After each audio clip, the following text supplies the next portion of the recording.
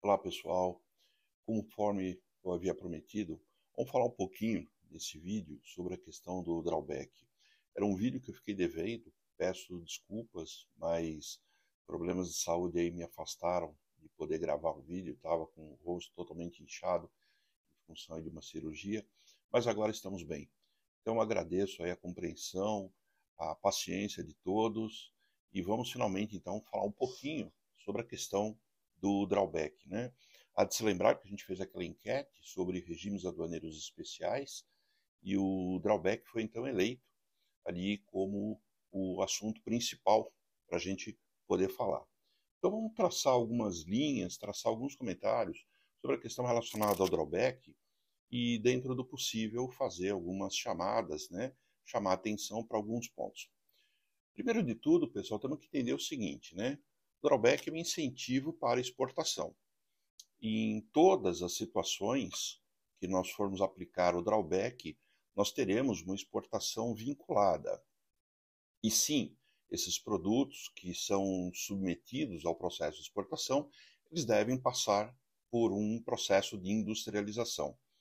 Ah, Muita gente pergunta, mas não dá para usar o drawback no mercado local? Pessoal, vamos lá, por eliminação. Dentro da legislação atual, existem apenas duas situações em que você pode utilizar o drawback no mercado local. É o caso dos estaleiros e é o caso das operações conduzidas através de licitação internacional, de que trata a Lei 8.032 de 90. Fora isso, pessoal, esquece, drawback é um incentivo para exportar. Então, se você não é um estaleiro, a sua empresa não trabalha com licitações internacionais, o drawback não é aplicável, né, nos demais casos para mercado local. O drawback ele só é um incentivo para a exportação. E aí a gente entender quais são os motivos que levam a empresa a decidir pela utilização do drawback. Na verdade, são vários os motivos, que vai desde a questão fiscal, onde eu tenho ali a redução dos encargos fiscais, né, a aplicação do drawback, ele vai permitir ali a aquisição de matérias-primas e insumos sem incidência de impostos. Isso vai trazer uma melhoria no fluxo de caixa, então tem aí o aspecto financeiro. A questão da qualidade, a agregação de valor, né, a utilização do drawback permite essa situação. E, eventualmente, eu já vi casos até em função de uma exigência internacional. O cliente no exterior exigiu da empresa brasileira: olha, eu compro o seu produto desde que ele seja fabricado com a matéria-prima tal, né? A matéria-prima esta que é produzida por um grande player no mercado, e aí veio até uma exigência para a utilização dessa matéria-prima através do drawback. Então são vários os motivos aí que levam a empresa a tomar a decisão de utilização do drawback. O que eu tenho visto na prática, né, a grande maioria dos processos de drawback realmente é a questão fiscal, a questão financeira. Isso impacta enormemente nas empresas. Bom, quando a gente fala de drawback, pessoal, finalmente, né, de julho de 2020, nós passamos a ter uma única norma, que é a portaria número 44. Eu vou deixar o link depois da portaria 44 aqui embaixo, tá? A portaria 44, ela suprimiu uma grande colcha de retalhos que anteriormente falava sobre o drawback, vários dispositivos legais. Ela revogou, inclusive, todo o capítulo 3 da portaria 23 de 2011, que falava sobre o drawback. Enfim, ela concentrou ali toda a questão relacionada ao drawback na portaria 44. Então, esse aqui é o ponto inicial. Quando eu vou estudar drawback, portaria 44 da Secretaria de Comércio Exterior. Como eu disse, eu vou deixar o link logo mais aqui embaixo. Tá? Quando a gente se depara com a portaria 44, nós vamos encontrar uma portaria de 80 e poucos artigos. Deixa eu pegar minha cola aqui. Mais ou menos 86, 87 artigos. Porém, ela está dividida em capítulos, em 5 capítulos específicos. O capítulo 1, falando da modalidade suspensão, e o capítulo 2, falando da modalidade isenção. Basicamente, aí nós temos do artigo 1º até o artigo 75 as disposições do drawback suspensão e do drawback isenção. Capítulo 3 da portaria 44, ela fala dos regimes atípicos, que é o caso dos estaleiros e da licitação internacional. O capítulo 4, ela fala de outras disposições, inclusive alterações da portaria CSEX 23 de 2011. E o capítulo 5, ela veio revogando toda aquela colcha de retalhos anteriormente, né, que dispunha sobre o drawback. Então, de novo, o ponto de partida para a gente aplicar o drawback é a portaria de número 44. No artigo 2 da portaria 44, a gente vai encontrar a definição do drawback, o suspensão. Pessoal, como eu sempre falo em cursos, palestras, seminários que eu faço, a modalidade de suspensão refere-se a projetos futuros, tá? Se a gente pegar, literalmente, né, o artigo 2, o teor do artigo 2, ele fala a aquisição no mercado interno ou a importação, de forma combinada ou não, de mercadoria para emprego ou consumo, na industrialização de produto a ser exportado, poderá ser realizada com a suspensão do I, IPI, PIS, COFINS e também da Marinha Mercante. Dependendo do estado em que você se encontra, também você vai encontrar disposições no regulamento do ICMS do seu estado no tocante à aplicação do drawback suspensão. Então, o suspensão, o que é? Ele vai permitir que, a partir do momento do deferimento do respectivo ato concessório, importante, só depois do deferimento do ato concessório, tá? Você adquira matérias-primas e insumos que serão utilizadas em processo produtivo de um bem que será exportado. Quando você pega o artigo 2, você vê que o verbo está totalmente no futuro. Será exportado, poderá adquirir. Então é sempre no futuro. Drawback, suspensão, futuro. E o isenção? O isenção é passado. O isenção, ele permite que você faça a reposição de matérias-primas e insumos que tenham sido importados no passado com o pagamento de tributos, e após essa aquisição, você tenha promovido uma industrialização e tenha exportado o bem. Veja que no isenção, que está previsto lá no artigo 48 da portaria 44, o verbo se encontra no passado. Então, isenção trata-se de passado. Quanto passado? 2 anos. Você tem que fazer a seguinte pergunta, né? Você se posiciona na sua empresa, olha para o passado, 2 anos atrás. Será que de 2 anos atrás para cá, eu importei ou eu adquiri no mercado local alguma matéria-prima, algum insumo que tenha sido industrializado, onde eu paguei impostos e posteriormente a industrialização eu exportei? Se a resposta for sim, você tem direito ao drawback isenção. O suspensão, voltando no suspensão, suspensão é uma projeção futura, né? São expectativas de vendas futuras. O isenção são situações que ocorreram lá no passado. Então, a portaria define muito bem, aliás, a portaria 44 ela trouxe uma definição muito clara do que é o suspensão e o que é o isenção. Então, resumo da ópera, o suspensão, o que você vai ter? Primeiro, o pedido do ato concessório, com a previsão das suas exportações e de tudo aquilo que é necessário para produzir aquele bem, ou seja, as previsões das importações e eventuais aquisições no mercado interno. É só depois desse ato concessório deferido que você faz as aquisições, as importações ou aquisições de matérias-primas e insumos no mercado local, promove a industrialização e aí sim realiza a exportação. Feito isso, o drawback ele pode seguir para o seu encerramento, a famosa baixa do ato concessório, uma vez que tudo aquilo que você previu exportar foi efetivamente exportado e tudo aquilo que você previa adquirir de matérias-primas e insumos também tenha sido adquirido e, obviamente, utilizado no processo de industrialização. Esse é o drawback e suspensão.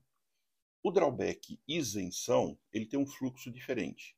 Como eu falei, ele volta a processos passados. Então, o que você tem que fazer? Você tem que verificar quais foram as importações e as aquisições do mercado interno tributadas, que tenham sido submetidas a processo de industrialização e que tenham sido exportadas. Então aqui existe aquilo que eu falo de revirar arquivo morto, onde você vai ter que levantar as DIs, as notas fiscais e as DUIs de até 2 anos atrás. Tudo isso você vai compor um quadro consumo, você vai dizer o que foi utilizado aonde, e aí sim você prepara o ato concessório. O ato concessório isenção, que é submetido à apreciação do governo, e depois de aprovado, aí sim você pode fazer a reposição das mesmas matérias-primas, insumos que foram utilizados no passado, na mesma quantidade. Isso é importante, tá? Muita gente pergunta, poxa, mas eu tenho um crédito que lá no passado eu importei fios elétricos e rolamentos. Agora eu quero usar aquele valor daquele crédito para repor, por exemplo, válvulas. Não negativo, tá? A lei ela determina que a reposição é da mesma matéria-prima, do mesmo insumo que tenha sido utilizado lá no período passado, lá no período de 2 anos atrás. Okay? Essa é a característica do isenção. Tanto o suspensão quanto o isenção são de responsabilidade da Secretaria de Comércio Exterior, né, que está vinculado ao Ministério do Desenvolvimento, Indústria, Comércio e Serviços. Eu não vou comentar aqui do drawback restituição. O drawback restituição ele fica a cargo, este sim, da Receita Federal, e é um processo que já está em desuso já há algum tempo. Ele não foi revogado, ele continua ativo. Eventualmente, uma ou outra empresa entra com processo de restituição, né, o drawback restituição, mas comparativamente às modalidades suspensão e isenção, o restituição praticamente não é mais utilizado. Eu, particularmente, já há muitos anos eu não ouço mais falar no drawback restituição. Uma vez ou outra, assim, muito rapidamente, mas não é mais um regime do qual as empresas utilizam tal qual o suspensão e o isenção. Esse aí é o foco do que a gente está falando aqui hoje. Tá? Pessoal, alguns pontos importantes em relação ao drawback, seja no suspensão ou isenção. Aquelas matérias-primas que elas foram ou serão adquiridas, né, no mercado local ou importadas, elas devem ter sido submetidas a um processo de industrialização. Muita gente me pergunta, poxa, mas eu vou importar a matéria-prima tal e quero exportar essa mesma matéria-prima do drawback. Não tem como, né? A matéria-prima, o insumo, ele tem que ser submetido a um processo de industrialização, seja a transformação, beneficiamento, a montagem, né, muito comum no caso de máquinas e equipamentos, questões relacionadas à renovação ou recondicionamento, e até mesmo o acondicionamento ou reacondicionamento. Ou seja, a matéria-prima, em suma, ela tem que ser submetida a um processo de industrialização para que ela faça jus ali do drawback. Isso é importante, inclusive, a ser comprovado mediante laudo técnico. Tá? Laudo técnico, que aqui também existe muito mito no mercado, não precisa ser aquele laudo com 500 páginas, tá? Eu, particularmente, eu tenho trabalhado com algumas empresas de segmentos até bastante variados, onde os laudos técnicos não passam de 3 páginas, tá? E no meio ali do laudo técnico, recheado com algumas fotos para poder identificar o processo de industrialização. O laudo técnico ele tem que identificar o processo produtivo, é conveniente que ele traga o BOM, o Bill of Material, indicando quais são as matérias-primas e insumos nas respectivas quantidades e valores, igualmente classificação fiscal, e que identifique-se quais são aquelas adquiridas no mercado local e quais são aquelas importadas, se for o caso, né, das matérias-primas serem adquiridas em ambos os mercados, nacional ou internacional. Isso vai ajudar muito na elaboração do ato concessório, muito. Né? Basicamente é copiar ali o laudo técnico. Eu, particularmente, tenho uma técnica de trabalho em relação ao drawback, que eu começo com o laudo técnico. Então, senta ali com a engenharia de produção, com o engenheiro responsável, gasta o tempo que for necessário para identificar ali o processo produtivo, o BOM, o Bill of Material e assim por diante. Isso vai te ajudar enormemente na elaboração do ato concessório. Muito, vai ajudar muito mesmo. Tá? Lembrando que o ato concessório existem submodalidades. Você tem a modalidade suspensão e a modalidade isenção. Já sabemos quando utilizar uma e outra. Na modalidade suspensão, você tem 3 submodalidades. A submodalidade, o tipo de ato concessório comum, que é normalmente o mais comum mesmo a ser utilizado. Aquele onde a empresa ela importa, adquire no mercado local, industrializa e exporta. Tá? Existe a submodalidade genérica, ela só existe na modalidade de suspensão. Tá? A submodalidade genérica, ela permite que quando você tiver uma quantidade de matérias-primas e insumos a serem identificados no ato concessório, que seja superior a 900 itens, eu posso descrever essas mercadorias de forma genérica, sem identificação de quantidades e alguns outros detalhamentos. Entretanto, a submodalidade genérica ela vai exigir, na baixa do ato concessório, um laudo técnico identificando todos os componentes. Tá?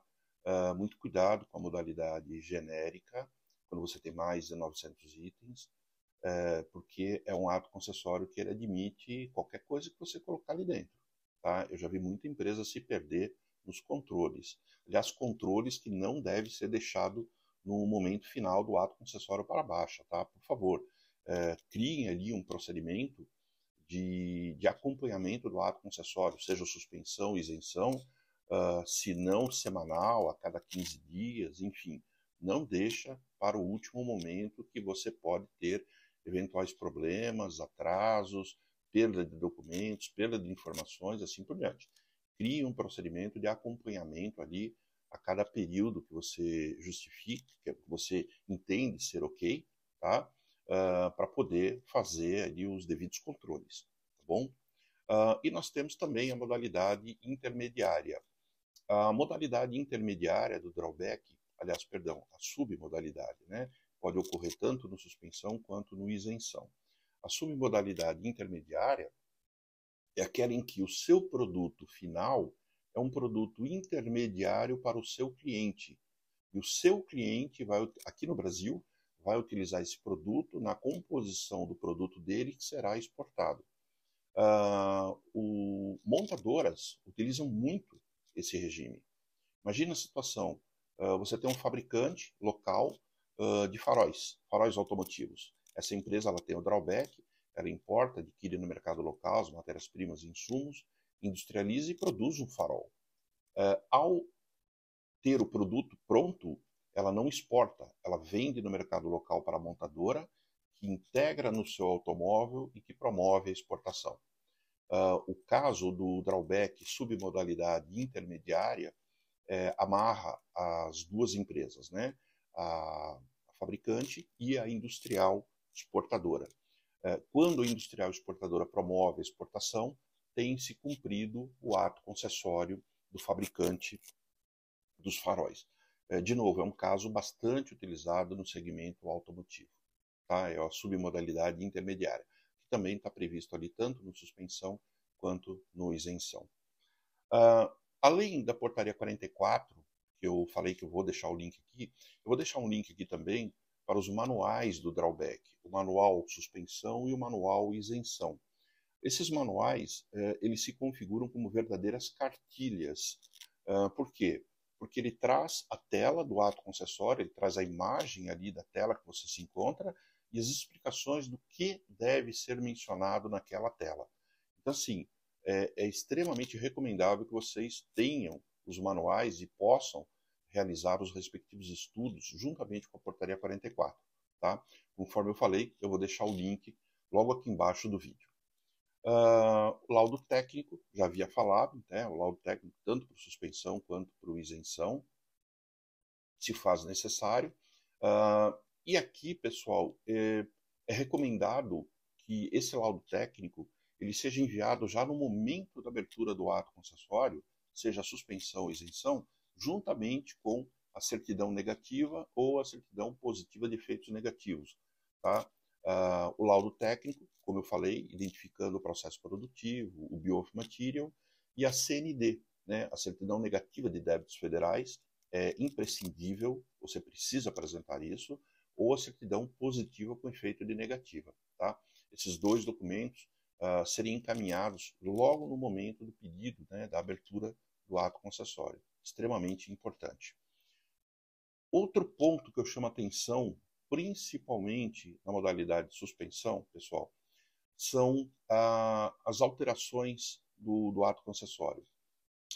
Existem alterações opcionais, como a prorrogação. Quando o ato concessório ele é deferido, ele tem prazo de validade de 12 meses e poderá ser prorrogado por mais 12 meses. Em casos justificados, você consegue ato concessório pela validade de até 5 anos. Eu já tive casos de validade de 5 anos, mas é quando você tem um longo ciclo de fabricação. No geral, é 12 meses, prorrogável por igual período. Um ponto aqui que eu chamo a atenção é que essa prorrogação ela não é automática.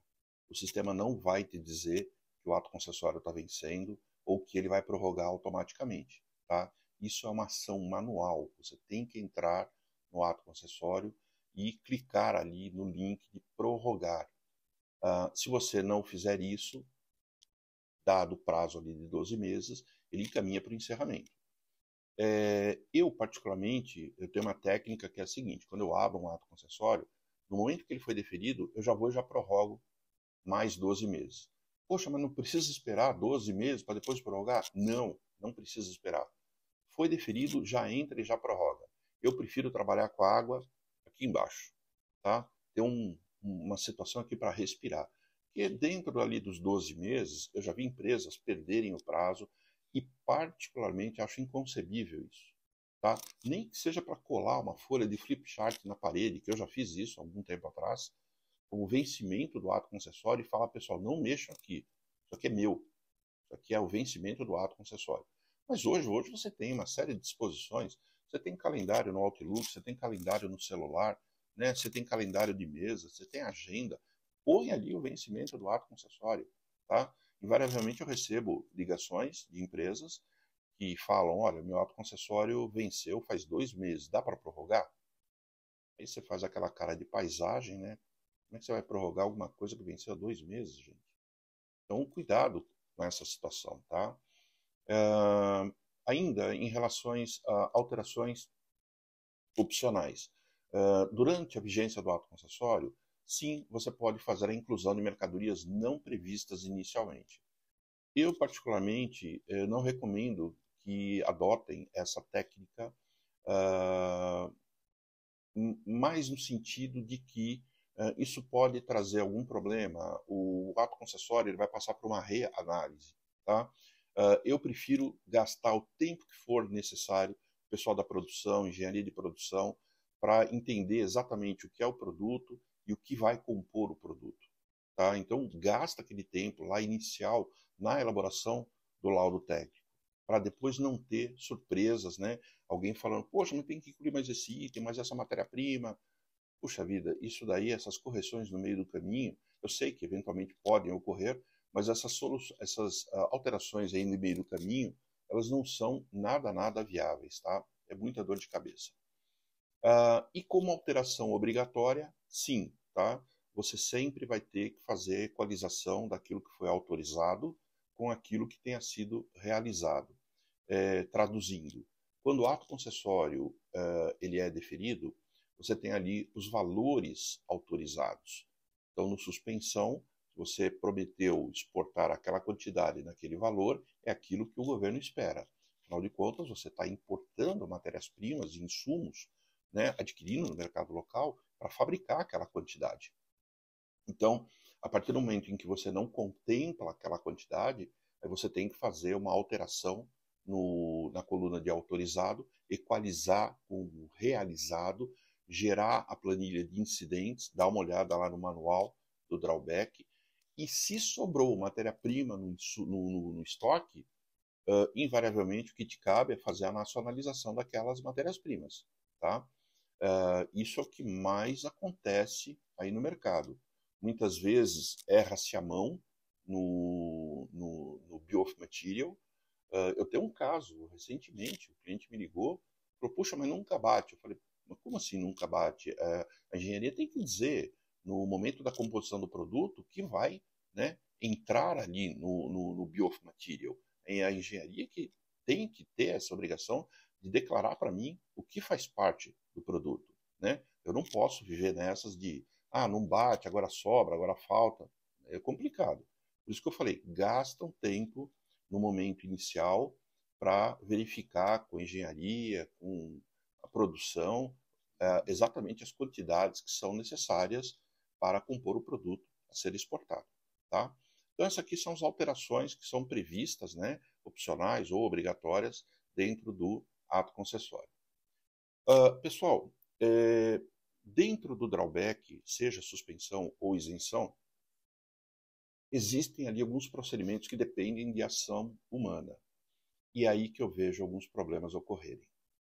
O primeiro deles, no caso do drawback, seja suspensão ou isenção, quando eu for importar matérias-primas e insumos, obrigatoriamente eu preciso de uma licença de importação. Aí você vai falar, não, mas o meu produto não está sujeito a LI. Não é o produto, pessoal, é a operação. Tá? O drawback exige uma licença de importação. E a licença de importação ela vai ser emitida já com o número do respectivo ato concessório. Aqui chamo a atenção das empresas a instruírem os respectivos despachantes aduaneiros nesse aspecto. Tá? O despachante aduaneiro, eventualmente, ele é contratado para gerenciar o seu ato concessório, mas eventualmente não. E principalmente nessas situações, ele tem que ser instruído. Igualmente, no processo de exportação, ao elaborar a DUI, a Declaração Única de Exportação, primeiro de tudo, a DUI tem que ter o código de enquadramento correto, que é o 81101.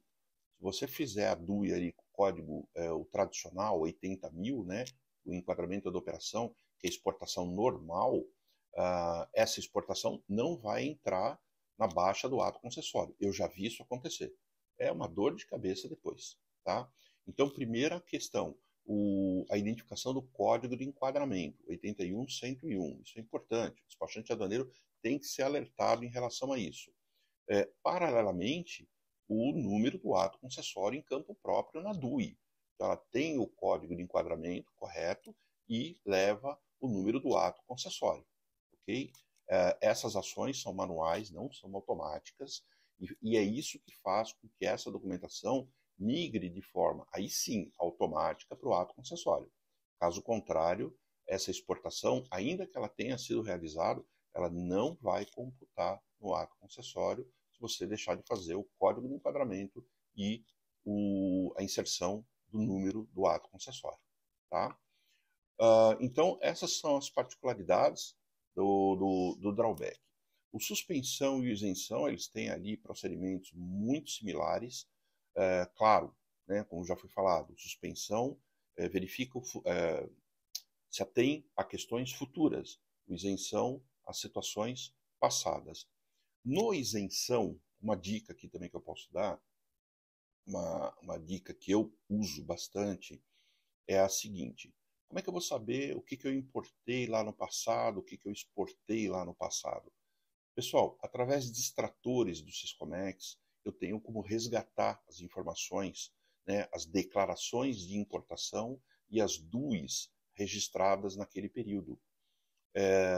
Esses extratores, eles trazem todos os campos de uma declaração de importação e de uma DUI, de uma declaração única de exportação, inclusive quantidades, valores, classificações fiscais, descrição de mercadoria, que são elementos importantes para fazer um quadro consumo. Eu vou dizer o que, né, de matéria-prima foi utilizada em qual exportação. Tá? Isso ajuda enormemente. No caso de nota fiscal, você pode, né, puxar o XML no SPED contábil, você consegue fazer isso também.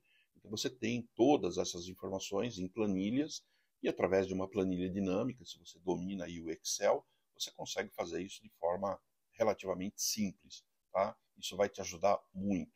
Caso contrário, você vai ter que contar com controles que o seu departamento fez ou que os sistemas gerenciais da empresa possam te suprir. Mas eu, particularmente, eu prefiro ir no Syscomex, porque o que foi registrado está ali, tá bom? Então é uma dica aí para o drawback isenção. Outro ponto importante, tanto no suspensão quanto no isenção, são as perdas e subprodutos gerados no processo industrial. Antigamente, antes da portaria 44, nós tínhamos ali indicação de que você só relatava aquilo que fosse superior a 5%. Tá? Na legislação atual, você deve relatar perdas e subprodutos independentemente do percentual. Então, aquela coisa, mas é só acima de 5%.